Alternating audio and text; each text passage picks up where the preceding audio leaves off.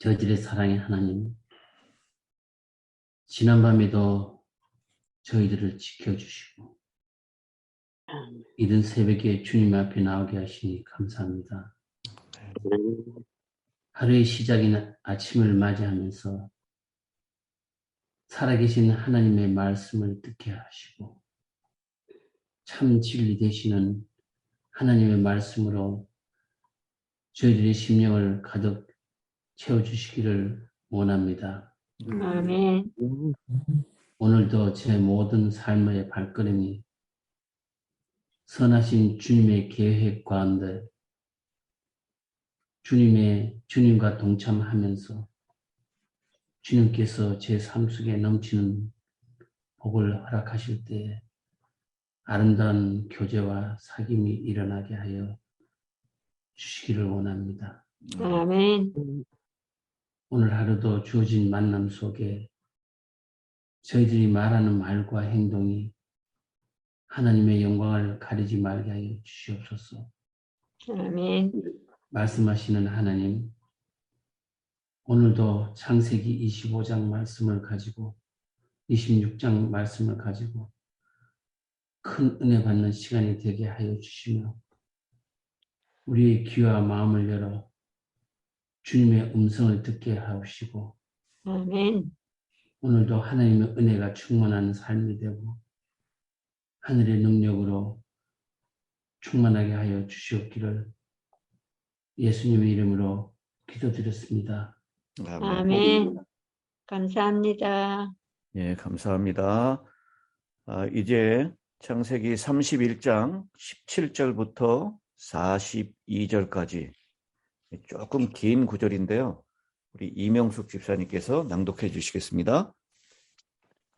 야곱이 일어나 자식들과 아내들을 약대들에게 태우고 그 얻은 바 모든 짐승과 모든 소유물 곧 그가 밧단 아람에서 얻은 짐승을 이끌고 가나안 땅에 있는 그 아비 이삭에게로 가려 할세 때에 라반이 양털을 깎으러 갔으므로 라헬은 그 아비의 드라빔을 도둑질하고 야곱은 그 거취를 아람 사람 라반에게 고하지 않고 가만히 떠났더라. 그가 그 모든 소유를 이끌고 강을 건너 길르앗산을 향하여 도망한 지 3일 만에 야곱의 도망한 것이 라반에게 들린지라. 라반이 그 형제를 거느리고 7일을 길을 쫓아가 길르앗산에서 그에게 미쳤더니 밤에 하나님이 아람 사람 라반에게 현명하여 가라사대 너는 삼가 야곱에게 선악간 말하지 말라 하셨더라. 라반이 야곱을 쫓아 미치니 야곱이 산에 장막을 쳤는지라. 라반이 그 형제로 더불어 길르앗산에 장막을 치고 라반이 야곱에게 이르되 내가 네게 알리지 아니하고 가만히 네 딸들을 칼로 잡은 자같이 끌고 갔으니 어찌 이같이 하였느냐.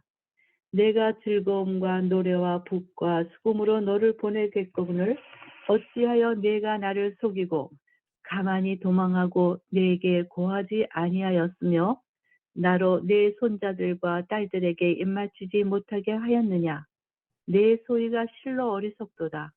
너를 해할 만한 능력이 내 손에 있으나 너의 아버지의 하나님이 어젯밤에 네게 말씀하시기를 너는 삼가 야곱에게 선악간 말하지 말라 하셨느니라. 이제 내가 내 아비 집을 사모하여 돌아가려는 것은 가하거니와 어찌 내 신을 도둑질하였느냐. 야곱이 라반에게 대답하여 가로되 내가 말하기를 외삼촌이 외삼촌의 딸들을 내게서 억지로 빼앗으리라 하여 두려워하였음이니이다. 외삼촌의 신은 늙에서 찾든지 그는 살지 못할 것이요 우리 형제들 앞에서 무엇이든지 외삼촌의 것이 발견되거든 외삼촌에게로 취하소서 하니 야곱은 라헬이 그것을 도둑한지를 알지 못함이었더라. 라반이 야곱의 장막에 들어가고 레아의 장막에 들어가고 두 여종의 장막에 들어갔으나 찾지 못하고 레아의 장막에서 나와 라헬의 장막에 들어가매 라헬이 그 드라빔을 가져 약대 안장 아래 넣고 그 위에 앉은지라. 라반이 그 장막에서 찾다가 얻지 못하매 라헬이 그 아비에게 이르되 마침 경수가 남으로 일어나서 영접할 수 없사오니 내 주는 노하지 마소서 하니라. 라반이 그 드라빔을 두루 찾다가 얻지 못한지라. 야곱이 노하여 라반을 책망할세 야곱이 라반에게 대적하여 가로되 나의 허물이 무엇이니까? 무슨 죄가 있기에 우삼촌께서 나를 불같이 급히 쫓나이까? 우삼촌께서 내 물건을 다 찢어보셨으니 우삼촌의 가장 진물 중 무엇을 찾았나이까? 여기 나의 형제와 외삼촌의 형제 간에 그것을 두고 우리 두 사이에 판단하게 하소서.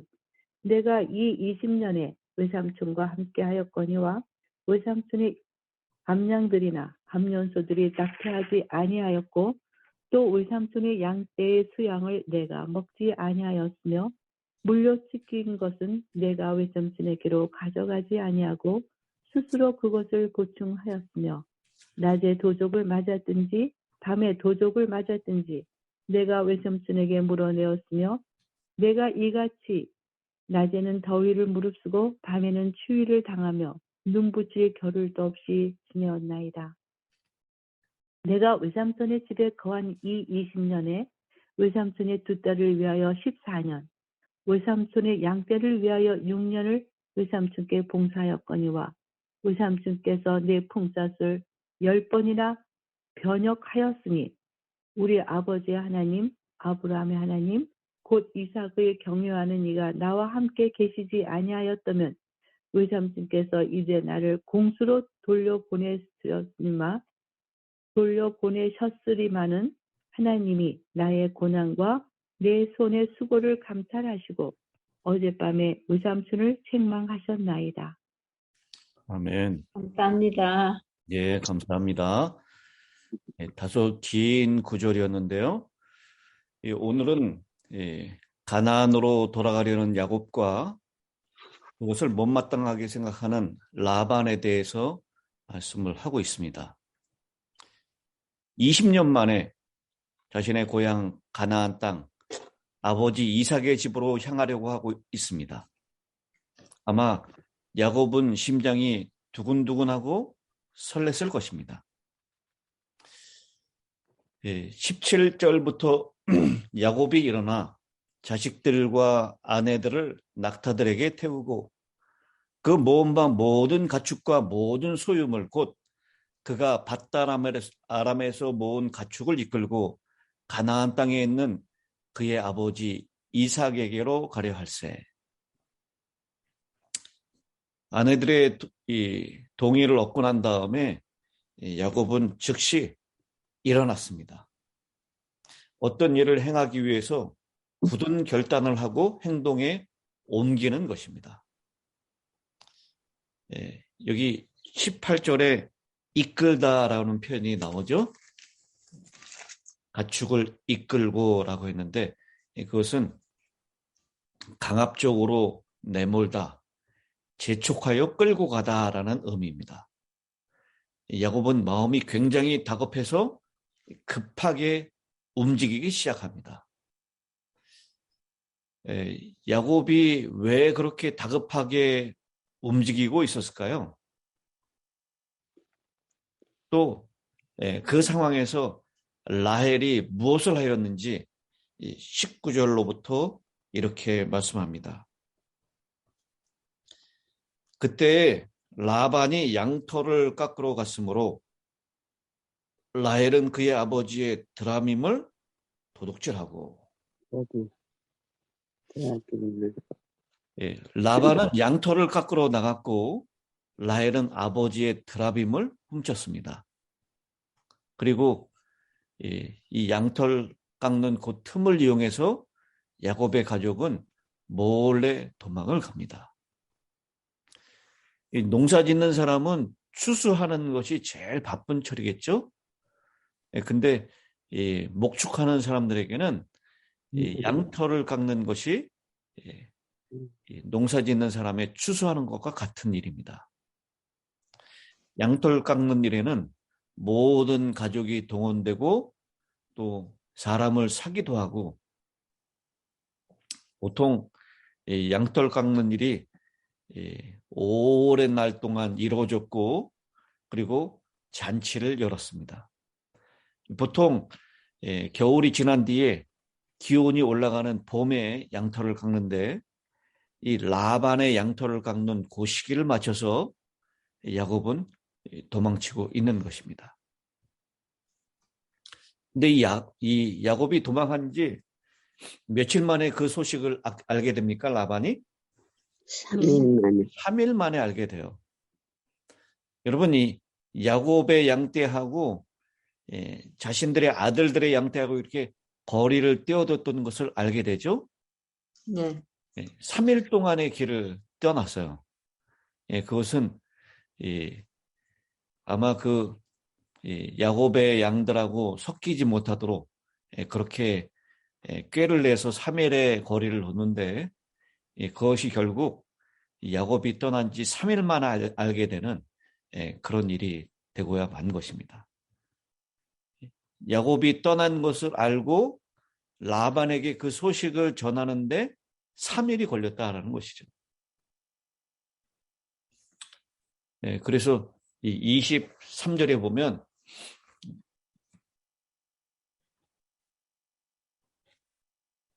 이 야곱이 길르앗 산까지 쫓아가는데요. 라반이 야곱이 간 길르앗 산까지 쫓아가는데 며칠이 걸렸다 그럽니까? 7일. 7일이 걸렸다라고 얘기를 합니다. 이 바단 아람으로부터 야곱이 도착했던 이 길르앗까지는 400km가 넘는 거리라고 얘기합니다.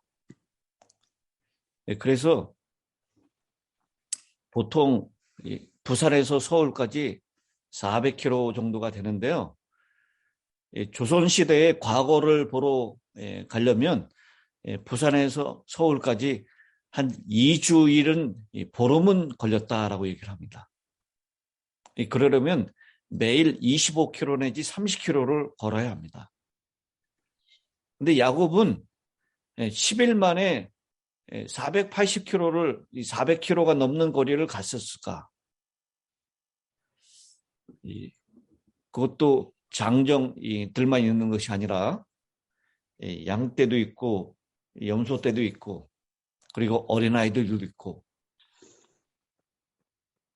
그래서 이 거리는 보통 야곱이 아무리 빨리 가도 하루에 9km 정도 10km 정도밖에 갈 수 없었을 것이다 라고 얘기를 합니다.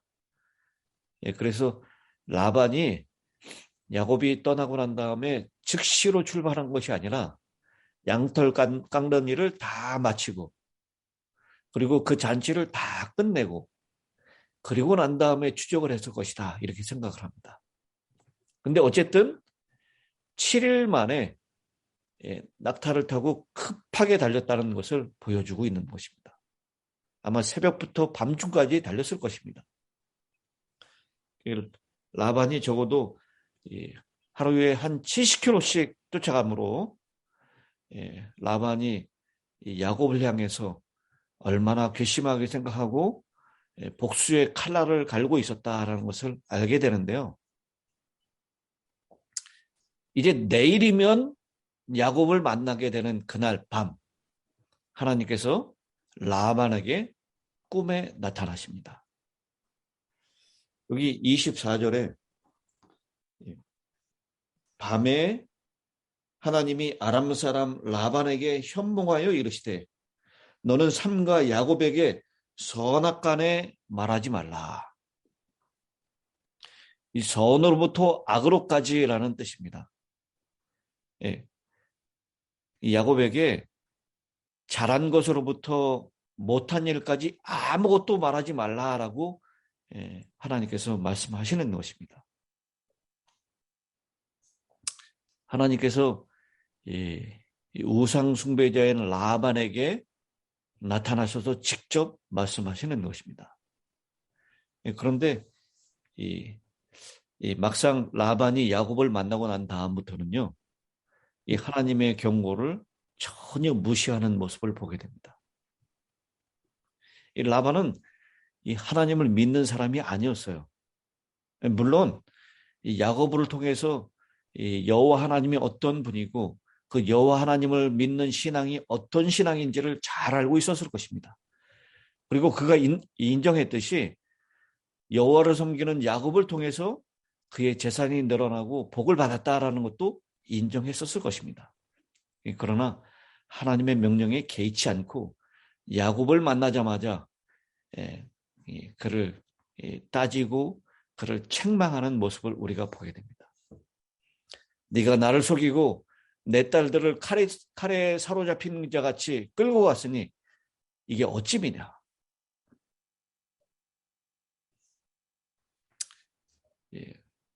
그러면서 너의 아버지 집을 사모해서 돌아가는 것까지는 좋다. 그런데 어찌 내 신을 도둑질하였느냐라고 얘기를 합니다. 여기 이 라반이 신을 도둑질했느냐라고 했었던 그 신은 바로 라헬이 훔쳐갔었던 드라빔을 얘기하는 것입니다. 이 드라빔은 가문의 수호신과 같은 역할을 했고요. 보통 나무로 만드는 것이 일반적이었지만 은으로 만들기도 했습니다. 이 드라빔을 라헬이 왜 훔쳤을까요?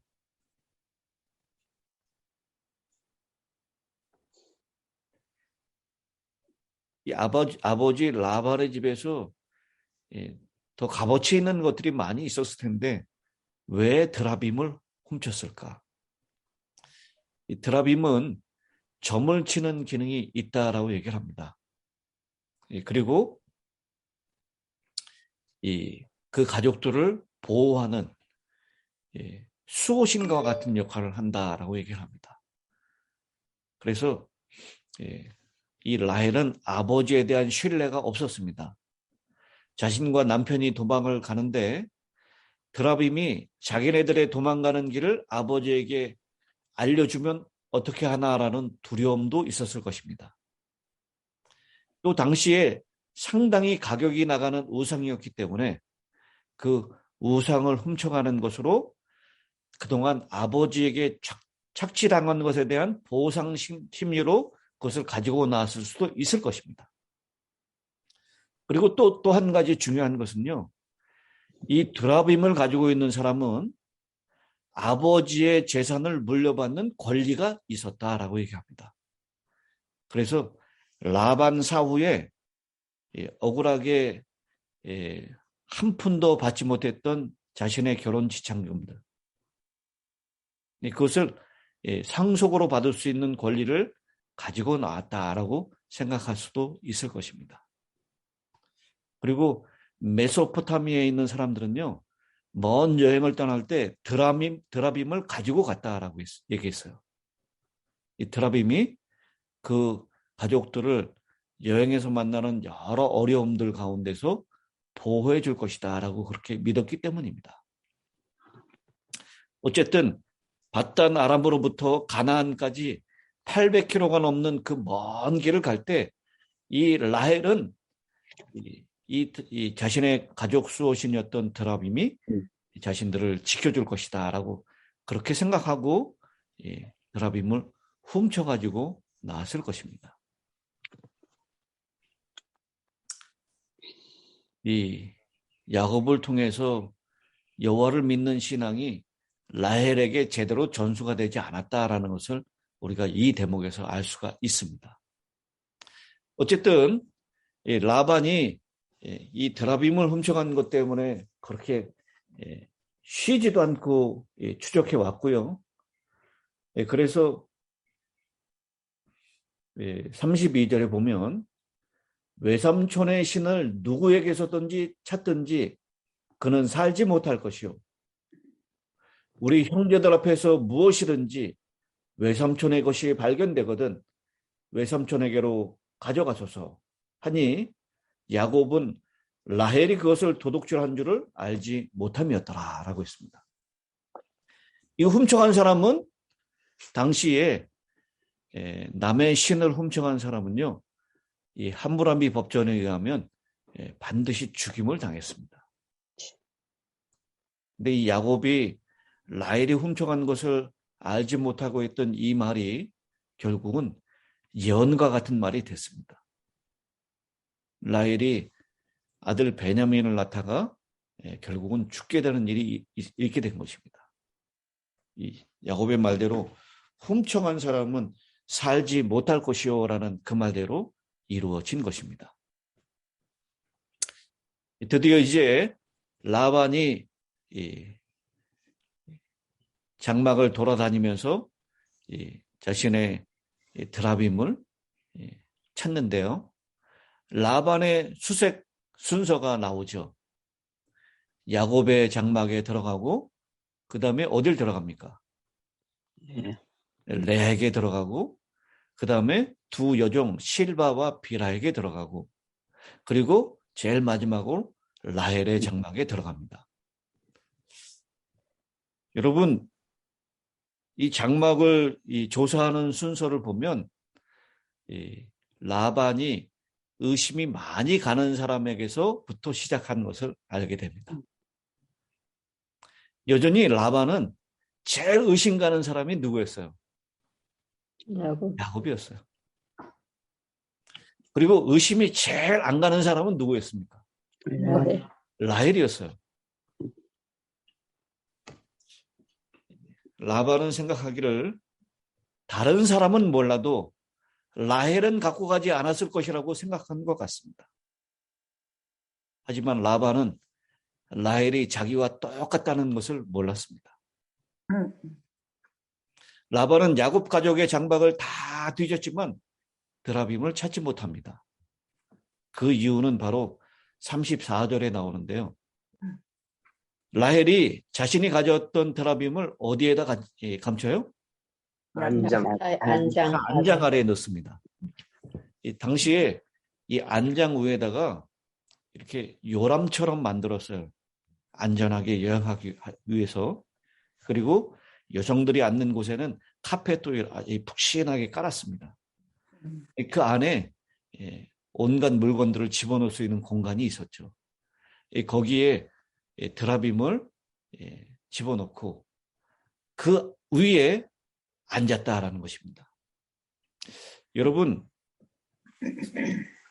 자신의 신을 깔고 앉는 것, 이거 말이 되는 얘기입니까?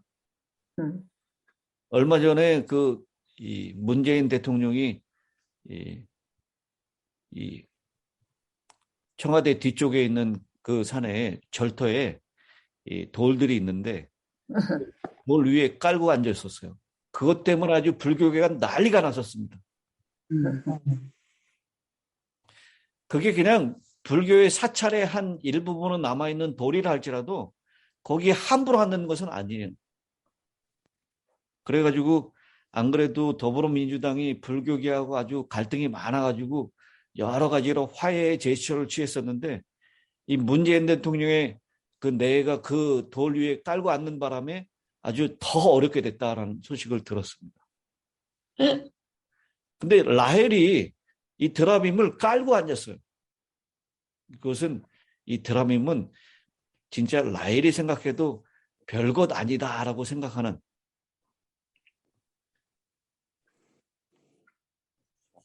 정말 그냥 우상에 불과한 그런 것이다라는 것을 우리가 알게 되는 것입니다.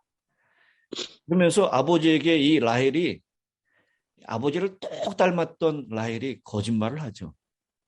내가 지금 생리 중이기 때문에 아버지 일어나지도 못하고 지금 이렇게 앉아있는 것을 용서하시라고 노하지 마시라고 그렇게 얘기합니다. 이 당시에 생리 중인 여성과 접촉하면 부정하다고 여겼을 뿐만 아니라 그 여성이 잡은 물건도 부정하다고 여기기 때문에 안장을 수색할 생각을 하지 않았습니다. 드라빔에게 신적인 능력이 있다면 그렇게 하면 안 되는 것이었지만 신적인 능력이 없고 그것을 믿지 못하는 것이다. 그래서 깔고 앉기도 하고 믿기도 하는 이 라헬의 모순된 모습을 우리는 여기서 보게 되는 것입니다. 이렇게 라반이 아무리 찾아도 드라빔을 찾지 못하게 되자 이제 36절부터 야곱의 항변이 돌아갑니다. 야곱이 노하여 라반을 책망하세. 야곱이 라반에게 대답하여 이르되 내 허물이 무엇이니까? 무슨 죄가 있기에 외삼촌께서 내 뒤를 급히 추격하였나이까? 그러면서 이제 20년 동안 라반에게 당했던 그 서러움에 대한 이야기들을 막 쏟아내기 시작하는 것입니다. 이 야곱의 마음은 좀 시원했겠죠? 그러나 야곱이 하나님을 믿는 사람이라면 이렇게 해서는 정말 안 되는 것이었습니다.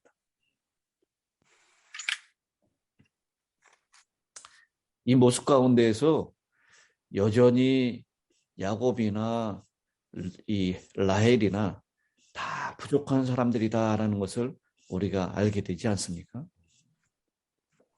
야곱은 훌륭한 남자가 아닙니다. 라헬도 그렇게 멋있는 여자가 아니었습니다. 우리 모두와 비슷한 사람이었습니다. 그러면 야곱의 특징은 무엇이었습니까? 하나님께서 일방적으로 그를 사랑하신 것입니다. 아브라함의 경우도 그랬습니다. 아브라함이 위대한 사람이 아니라 하나님께서 위대한 분이셨습니다.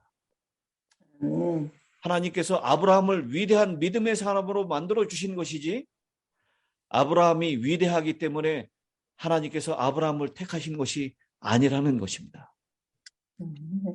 야곱이나 라헬이나 믿음의 조상으로는 너무나 부족한 사람들이었어요. 거짓말하고 탓하고 다른 사람을 공격하고 쉽게 분노하고 그러나 하나님께서 이런 부족한 사람들을 사랑하기로 작정하시고 그 위대하신 하나님께서 선택하여 주셨기 때문에 믿음의 조상이 될 수 있었던 것입니다. 우리에게 허물과 실수와 거짓이 있다 할지라도 하나님께서는 그것을 감추어 주시고 하나님의 자녀로 불러주십니다. 야곱의 제일 마지막 오늘 본문의 고백을 한번 보시기 바랍니다. 42절입니다. 우리 아버지 하나님, 아브라함의 하나님, 곧 이삭이 경외하는 이가 나와 함께 계시지 아니하셨더라면 외삼촌께서 이제 나를 빈손으로 돌려보내셨으리라마는 하나님이 내 고난과 내 손의 수고를 보시고 어젯밤에 외삼촌을 책망하셨나이다. 하나님은 우리와 함께 하십니다. 우리의 수고와 우리의 고난을 바라보고 계십니다. 우리를 늘 바라보시고 우리를 늘 지키시는 하나님, 그 하나님 때문에 야곱도 살고 라헬도 살 수가 있었던 것입니다. 우리가 아직 죄인 되었을 때 하나님께서 우리를 위하여 죽으심으로 하나님께서 우리에 대한 자기의 사랑을 확증하셨느니라. 로마서 9장 8절에 있는 말씀입니다. 오늘 그 사랑이 우리를 강건케 하시는 그 놀라운 역사가 계속되는 한 날이 되시기를 간절히 바랍니다. 아멘. 이제 노경원 장로님 마지막 축도를 부탁드립니다. 기도하겠습니다. 하늘에 계시는 우리 아버지 하나님, 우리의 모양을 따라 심판치 아니하시고 아버지 하나님의 저희를 향하신 결단을 인하여 저희들을 굳게 붙들어 더욱 아버지 앞에 이끌어 주시는 하나님의 놀라우신 사랑을 이 아침에도 주님의 사랑하시는 종을 통하여 저희들의 심령에 확신시켜 주시오니 우리 아버지 하나님, 이 크신 사랑과 은혜를 진심으로 감사합나이다. 아멘. 아멘. 나그네 길에 어떠한 상황, 어떠한 그의 언행에 불구하시고 모든 것을 덮으시며 오히려 아버지 하나님께서 그들을 당신의 품에 굳게 끌어안으시고 주님이 원하시는 보다 안전한 것, 보다 행복된 삶을 위하여 인도하시는 하나님의 그 놀라우신 인도하심을 오늘도 주의 사랑하신 종을 통하여 우리의 심령에 알아지 새겨주시고 잊지 않고 남은 저희들의 생애 또한 더욱 우리 아버지 하느님 앞에 우리의 사랑과 우리의 생명과 헌신을 더욱더 주님께 쏟을 수 있는 오늘 이 자리에 계신 우리 모든 성도들 또 함께 하시는 못하는 다른 성도들과 우리의 사랑하는 자녀손들과 모든 가족들에게 한량이 없인 은혜와 사랑이 함께하여 주심을 간절히 구하고 기도합나이다. 아멘. 아멘. 우리를 위하여 많은 교훈을 주시는 중에 우상을 멸시하고 대처감에 있어서